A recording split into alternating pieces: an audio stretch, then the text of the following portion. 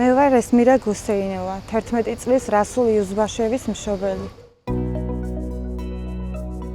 უფროსი გოგო მყავს. მაგასთან შედარებით ყოველთვის ეჭვი მქონდა, რომ რაღაცა ამ ბავშვს რაღაცა, სხვა ბავშვებივით არ არის. ცოტა სხვანაირია.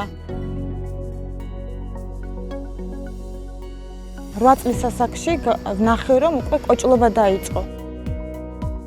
გენეტიკური დაავადება მითხრეს, მაგრამ თლად არ ვიცოდი როგორი გენეტიკურია. თბილისში გამიშვეს. და ჩავაბარეთ გენეტიკური ანალიზები და დაგვიდასტურდა დიუშონის კუნთოვანი დისტროფია. დრო ჩვენთვის ძალიან ცუდად მოქმედებს, წამალი გჭირდება, რაც იზრდება, უფრო რისკებთან არის, რომ ვერ გაივლის, მაგისთვის გჭირდება წამალი.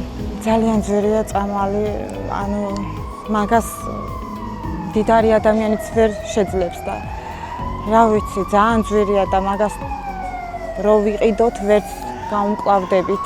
სახელმწიფოს ჩართულება გჭირდება, რომ დაგვიფინანსოს ეს წამალი.